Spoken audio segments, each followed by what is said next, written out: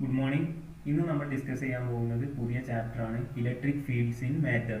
മെറ്റീരിയലുകൾ എങ്ങനെയാണ് electric ഫീൽഡിനോട് behave ചെയ്യുന്നത് എന്നതിനെക്കുറിച്ചുള്ള ഒരു ഡീറ്റെയിൽഡ് സ്റ്റഡിയാണ് ഈ ചാപ്റ്ററിലുള്ളത്. ഒന്നാമതായിട്ട് മാറ്ററിനെ നമുക്ക് രണ്ടായി തരംതിരിക്കാം. ഒന്ന് കണ്ടക്ടേഴ്സ്, രണ്ട് ഇൻസുലേറ്റേഴ്സ്.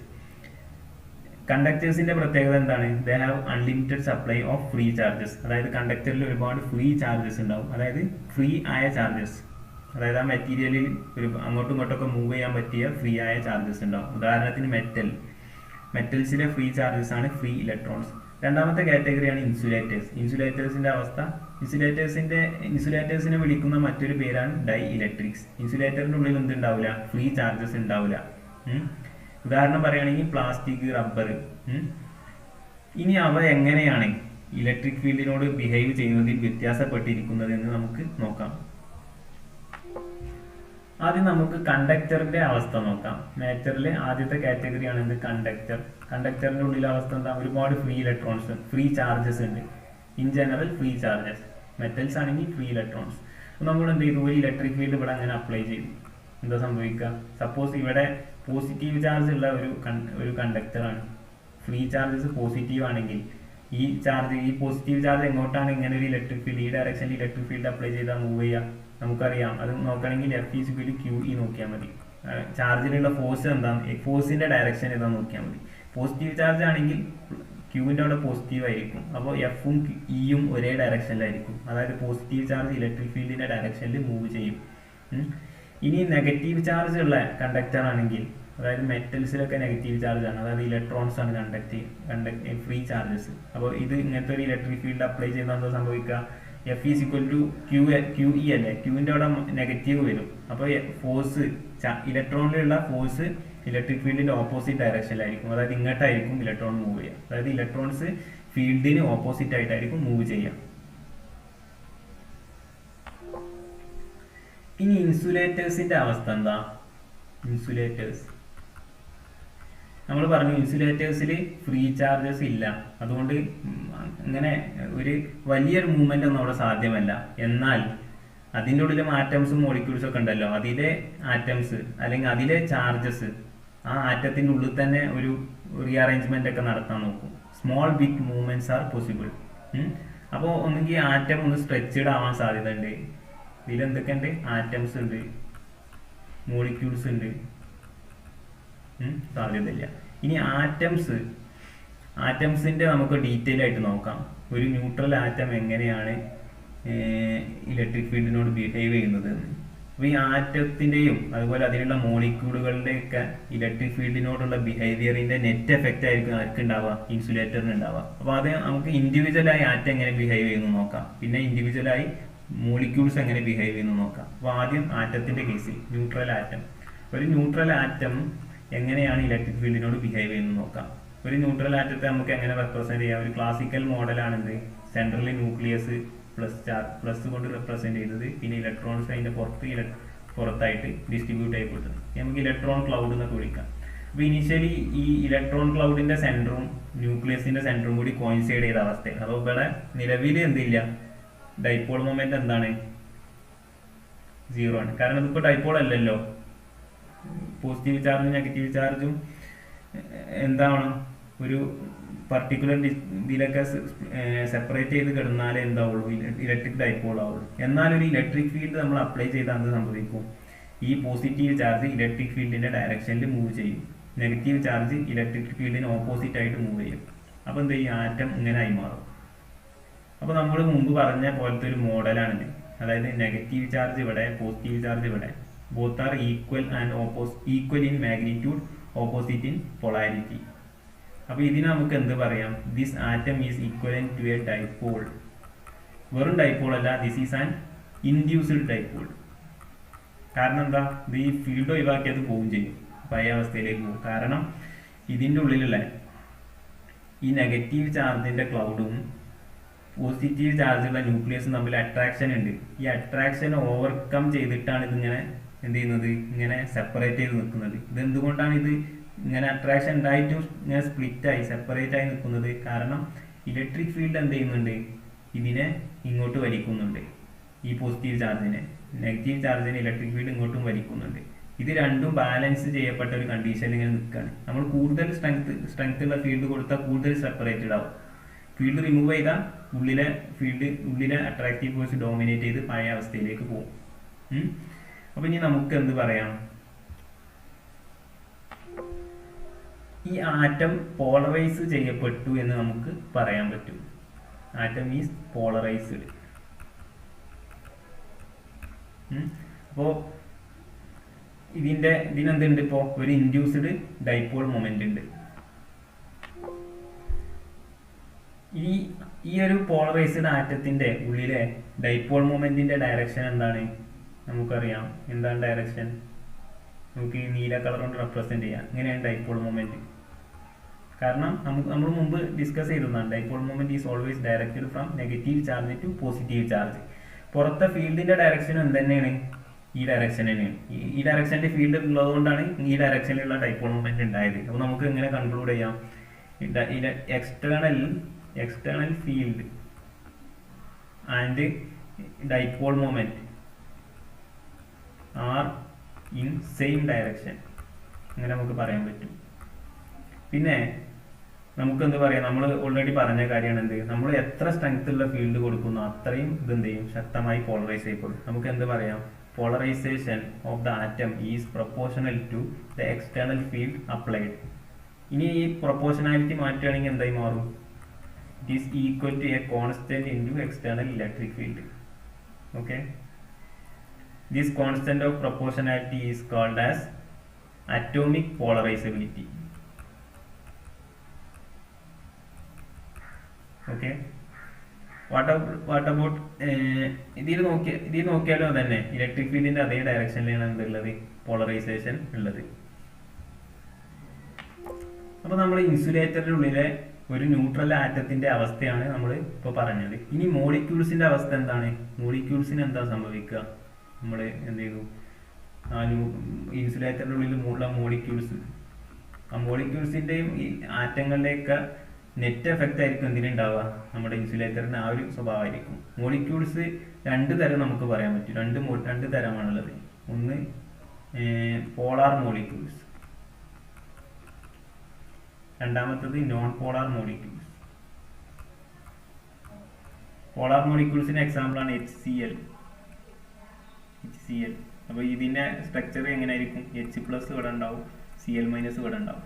അപ്പോൾ ഇതെന്താണ്, ഇങ്ങനെ ഒരു +q - q separated by a distance is equivalent to an electric dipole. അതായത് പോളാർ മോളിക്യൂളിന് എന്തുണ്ടാവും, ഒരു ഇൻട്രിൻസിക് ആയ ഡൈപോൾ മൊമെന്റ് ഉണ്ടാവും.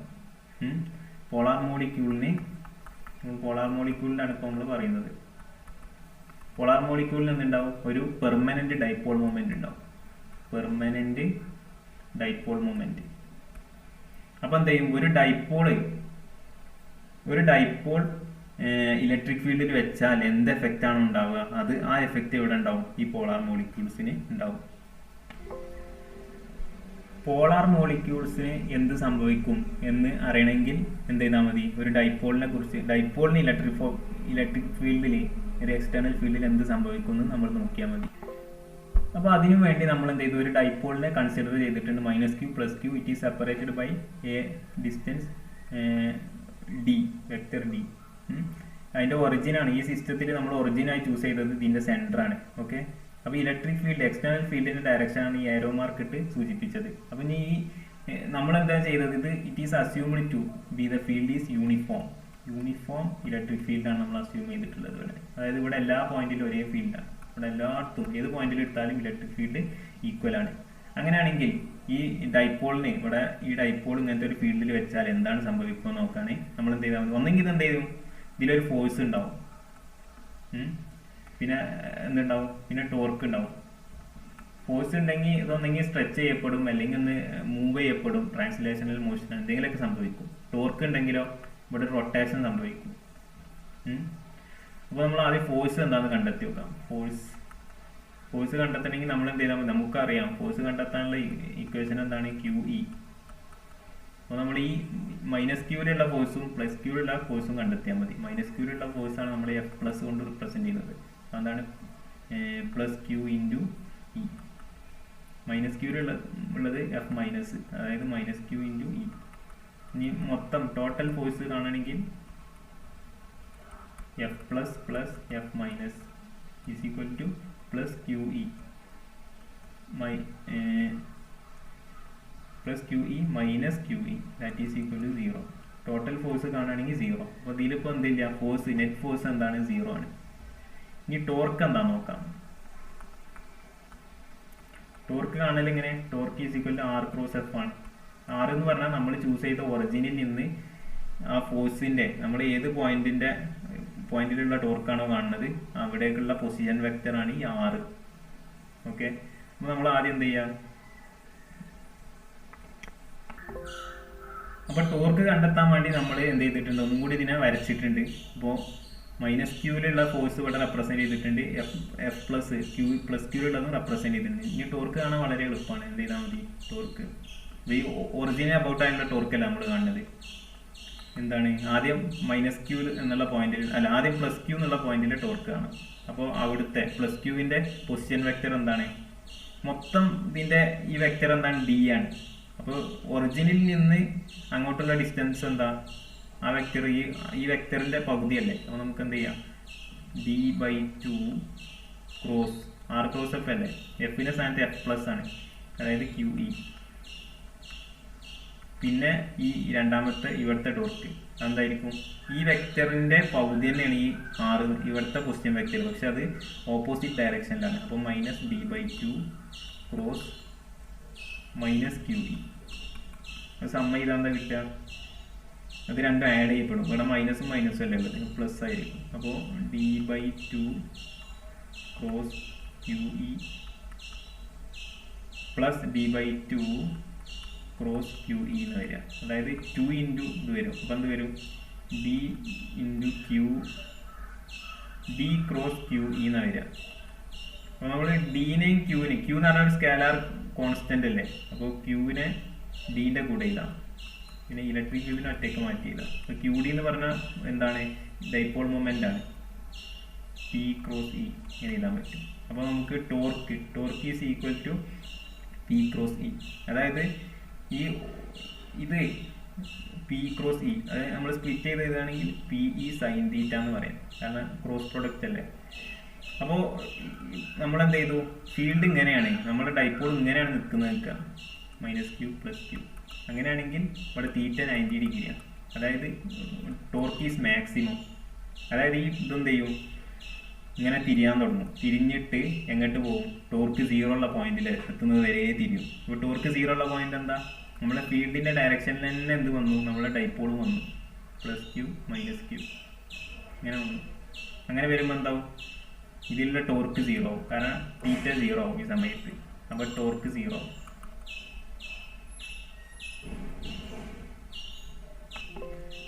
അപ്പോൾ നമുക്ക് കിട്ടിയ കൺക്ലൂഷൻ എന്താണ്, ഒരു യൂണിഫോം ഇലക്ട്രിക് ഫീൽഡിൽ ഒരു ഡൈപോൾ വെച്ചാൽ അതിലുള്ള നെറ്റ് ഫോഴ്സ് എന്താണ്, നെറ്റ് ഫോഴ്സ് 0 ആണ്. അത് നമുക്ക് കിട്ടിയത്. ഇനി അതിലുള്ള ടോർക്ക് നോൺ 0 ആണ്. അപ്പോൾ എന്ത് ചെയ്യും, ആ ഡൈപോൾ എന്ത് ചെയ്യും, ജസ്റ്റ് റൊട്ടേറ്റ് ചെയ്യും. ഏത് വരെ റൊട്ടേറ്റ് ചെയ്യും, അതിലുള്ള ടോർക്ക് 0 ആവുന്നത് വരെ റൊട്ടേറ്റ് ചെയ്യും. എന്നിട്ട് എന്ത് ചെയ്യും, ആ ഫീൽഡിന്റെ അതേ ഡയറക്ഷനിൽ അലൈൻ ചെയ്യും. അതാണ് എന്തുണ്ടാവുക, ഒരു ഡൈപോളിന്റെ അവസ്ഥ. അതന്നെ ആ അവസ്ഥ തന്നെയാണ് എന്തിനുണ്ടാവുക, ഒരു പോളാർ മോളിക്യൂള് എന്ത് ചെയ്തു, ഒരു പോളാർ മോളിക്യൂള് H+ ഇങ്ങനെ H+Cl- ഇങ്ങനെ ഒരു പോളാർ മോളിക്യൂള് ഇങ്ങനത്തെ ഒരു ഇലക്ട്രിക് ഫീൽഡിൽ വരികയാണെങ്കിൽ അത് റൊട്ടേറ്റ് ചെയ്തിട്ടുണ്ടാവും, ഈ ഡയറക്ഷനിലായി നിൽക്കും. അപ്പോൾ നമ്മൾ ഇതുവരെ പറഞ്ഞത് ഏറ്റവും സിംപ്ലസ്റ്റ് ആയ ഒരു കേസായിരുന്നു. അതായത് ഇലക്ട്രിക് ഫീൽഡ് യൂണിഫോം ആയിരുന്നു എന്ന ഇതാണ്. അതായത് +Qൻ്റെ അവിടെയും -Qൻ്റെ അവിടെയൊക്കെ ഒരേ ഇലക്ട്രിക് ഫീൽഡ് ആയിരുന്നു എന്ന അസംഷനിലായിരുന്നു. ഇനി നമ്മൾ പറയുന്നത് നോൺ യൂണിഫോം ഫീൽഡ്, അതായത് ഈ സ്പേസിലെ ഓരോ പോയിന്റിലും മാറുന്നുണ്ട്. XYZ, എക്സിൻ്റെയും വൈൻ്റെയും സെഡിൻ്റെ ഫംഗ്ഷനാണ്. അതായത് -Qയിലുള്ള ഇലക്ട്രിക് ഫീൽഡ് ആവില്ല +Qന് ഫീൽ ചെയ്യുന്ന ഇലക്ട്രിക് ഫീൽഡ്. അങ്ങനെയാണെങ്കിൽ ഫോഴ്സ് എന്തായിരിക്കും, ഫോഴ്സ് കാണുന്ന സമയത്ത് നമുക്ക് 0 കിട്ടുമോ എന്നുള്ള കാര്യം സംശയമാണ്. നമുക്കൊന്ന് ചെക്ക് ചെയ്ത് നോക്കാം. F+ F- അല്ലേ, ഇതൊക്കെ എന്താണ് നേരത്തെ പറഞ്ഞ കൺവെൻഷൻ തന്നെ. F+ എന്ന് പറഞ്ഞാൽ ഫോഴ്സ് ഓൺ +Q, F- എന്ന് പറഞ്ഞാൽ ഫോഴ്സ് ഓൺ -Q. അത് കാണണമെങ്കിൽ നമ്മൾ എന്ത് ചെയ്തു, -Qൻ്റെ ആ ഭാഗത്തെ ഇലക്ട്രിക് ഫീൽഡിനെ E- എന്ന് വിളിച്ചു, +Qൻ്റെ അവിടുത്തെ ഇലക്ട്രിക് ഫീൽഡിനെ ഇ പ്ലസ് എന്ന് വിളിച്ചു. അങ്ങനെയാണെങ്കിൽ എന്താ വരിക, എഫ് പ്ലസ് എന്തായിരിക്കും, Q into E plus plus മറ്റേ എഫ് മൈനസോ minus Q into E minus.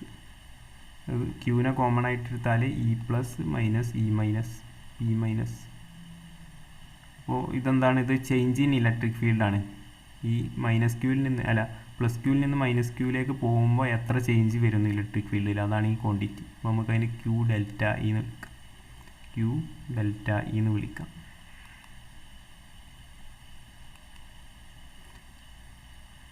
Delta E ആണ് change in electric field. Okay, ഇനി നമുക്ക് ഇവിടെ ഒരു ചെറിയൊരു അപ്രോക്സിമേഷൻ നടത്തുകയാണ്. അപ്രോക്സിമേഷൻ, അതായത് our dipole is very small. അങ്ങനെയാണെങ്കിൽ നമുക്ക് ഡെൽറ്റ ഇയെ ഇങ്ങനെ എഴുതാം, do E by do X into D X plus do E by do Y into D Y plus do E by do Z D Z. ഇതുകൊണ്ട് എന്താ ഉദ്ദേശിക്കുന്നത്, X ഡയറക്ഷനിൽ നമ്മൾ മൂവ് ചെയ്യുമ്പോൾ ഇലക്ട്രിക് ഫീൽഡിൻ്റെ എക്സ് ഡയറക്ഷനിലുള്ള വേരിയേഷൻ പെർ യൂണിറ്റ് ലെങ്ത് ആണ് ഈ ഡോ ഇ ബൈ ഡോ എക്സ്. അതിന് നമ്മൾ ആ ഡി എക്സ് എന്ന് പറഞ്ഞാൽ ഡിയുടെ വെക്റ്റർ ഡി അല്ലേ അതിൻ്റെ ഡൈപോൾ ലെങ്ത്, അതിനെങ്ങനെ ഇരിക്കൂട്ടോ, D X I cap plus T Y J cap plus B Z K cap. അപ്പോൾ ഡി എക്സ് ഈ എക്സിൽ എത്ര ചേഞ്ച് ഉണ്ട്, ഡി എക്സ്. അപ്പോൾ എക്സ് ഡയറക്ഷനിലുള്ള variation per unit length into X ഡയറക്ഷനിലുള്ള അതിൻ്റെ ആ ലെങ്ത്തിൻ്റെ ചേഞ്ച് ചെയ്യും. അപ്പോൾ മൊത്തം എക്സ് ഡയറക്ഷനിലുള്ള ചേഞ്ച് കിട്ടും, അതുപോലെ വൈ ഡയറക്ഷനിലെ ചേഞ്ച് കിട്ടും, അതുപോലെ സെഡ് ഡയറക്ഷനിലെ ചേഞ്ചും കിട്ടും. അതാണിത്. ഇത് നമുക്ക് ഒന്നും കൂടി മോഡിഫൈ ചെയ്ത് എഴുതാൻ പറ്റും. ഇങ്ങനെ എഴുതാൻ പറ്റും, ഡി ഡോട്ട് ഡെൽ. ഇങ്ങനെ എഴുതാം നമുക്ക് ഇതിനെ. അപ്പോൾ അങ്ങനെ ചെയ്യുമ്പോൾ ഇതാണ് കിട്ടുക, ഇത് ഡെൽറ്റ ഇ. നമുക്ക് ഡെൽറ്റ ഇക്ക് ഇവിടെ സബ്സ്റ്റിറ്റ്യൂഷൻ കൊടുക്കാം. അപ്പോൾ F is equal to q into delta E അല്ലേ. അപ്പോൾ q into d dot delta d dot del E. ഈ ക്യൂ എന്ന് പറഞ്ഞാൽ ഒരു സ്കേലാർ കോൺസ്റ്റൻ്റ് ആണ്. അതിന് ഉള്ളിലേക്ക് ഡീനായിട്ട് മൾട്ടിപ്ലൈ ചെയ്തുകൊണ്ട് നമുക്ക് ഒന്നും മിസ്റ്റേക്ക് ഒന്നും പറ്റുന്നില്ല, ഒരു കോൺസ്റ്റൻ്റ് അല്ലേ. അപ്പോൾ ക്യൂ ഡി വരും, q d dot delta E എന്ന് വരും. ക്യൂ ഡി എന്ന് പറഞ്ഞാൽ ക്യൂവിൻ്റെ വെക്റ്റർ ഡി എന്ന് പറഞ്ഞാൽ ഡൈപോൾ മൊമെൻ്റ് ആണ്, പി ഡോട്ട് ഡെൽ ഇ. അപ്പോൾ ഇതാണ് എന്ത്, force on A electric dipole placed in A non uniform field. ഈ ഇതിൻ്റെ ഉള്ളിലത്തെ എന്തായിരിക്കും, ഒരു സ്കേലാറായി മാറിയിട്ടുണ്ടാവും, പി ഡോട്ട് ഡെൽ. പിന്നെ അഗൈൻ ഇലക്ട്രിക് ഫീൽഡിനായിട്ട് ഇതാക്കുമ്പോൾ വീണ്ടും വെക്റ്ററായിട്ടുണ്ടാവും. പിന്നെ ടോർക്ക്, നോൺ യൂണിഫോം ഫീൽഡിലെ ടോർക്ക് എന്തായിരിക്കും, ടോർക്ക് ഇതുപോലെ ചെയ്താൽ എന്ത് കിട്ടും, പി ക്രോസ് ഇ തന്നെ, നേരത്തെ പോലത്തെ അതേ എക്സ്പ്രഷൻ തന്നെ കിട്ടുക ഫോർ സ്മോൾ ഡൈപോൾ. നമ്മൾ ഡൈപോൾ സ്മോളാണെന്ന് അപ്രോക്സിമേറ്റ് ചെയ്തപ്പോൾ തന്നെ കിട്ടുക. അപ്പോൾ ഇതാണ് എന്ത്, ഒരു പോളാർ മോളിക്യൂളിൻ്റെ അവസ്ഥ. Polar molecule is equivalent to an electric dipole. ഈ നോൺ പോളാർ മോളിക്യൂളിൻ്റെ നമുക്ക് പറയേണ്ട ആവശ്യമൊന്നുമില്ല, കാരണം നോൺ പോളാർ മോളിക്യൂളിന് ഡൈപോൾ മൊമെൻ്റ് ഇല്ല. പിന്നെന്താ ഉള്ളത്, അതിലെ ഇൻഡിവിജ്വൽ ആറ്റംസ് ഉണ്ടാവും. നമ്മൾ ഉദാഹരണം പറയുന്നത് H2 ഒരു നോൺ പോളാർ മോളിക്യൂളാണ്. അപ്പോൾ ഇൻഡിവിജ്വൽ ആറ്റംസ് എന്ത് ചെയ്യും, നേരത്തെ പറഞ്ഞ പോലെ ഇൻഡ്യൂസ്ഡ് ഡൈപോളുകളായി മാറും. അപ്പോൾ അതാണ് എന്ത്, ഇൻസുലേറ്ററിൻ്റെ ഉള്ളിലെ കഥ. അപ്പോൾ ഇൻസുലേറ്ററിൻ്റെ ഉള്ളിലെ നമ്മൾ ഇതുവരെ പറഞ്ഞതിൻ്റെ കൺക്ലൂഷൻ എന്താണ്, അതിൻ്റെ ഉള്ളിലുള്ള ആറ്റംസ് എന്ത് ചെയ്യും, ഇൻഡ്യൂസ്ഡ് ഡൈപോളുകളായി മാറും. നമ്മൾ ഒരു ഇലക്ട്രിക് ഫീൽഡിൽ വെച്ചാൽ അതിൻ്റെ ഉള്ളിലെ ആറ്റംസ് ഇൻഡ്യൂസ്ഡ് ഡൈപോളുകളായി മാറും. ഇലക്ട്രിക് ഫീൽഡിൻ്റെ ഡയറക്ഷനിലുള്ള ഇലക്ട്രിക് ഫീൽഡ് ഇതാണെങ്കിൽ ഇങ്ങനെ ഇൻഡ്യൂസ്ഡ് ഡൈപോൾസായി മാറും അതിനുള്ളിലുള്ള ആറ്റംസൊക്കെ. അതുപോലെ അതിൻ്റെ ഉള്ളിൽ പോളാർ മോളിക്യൂൾസ് ഉണ്ടെങ്കിൽ എന്ത് ചെയ്യും, അത് ഇലക്ട്രിക് ഫീൽഡിൻ്റെ ഡയറക്ഷനിൽ അലൈൻ ചെയ്യും.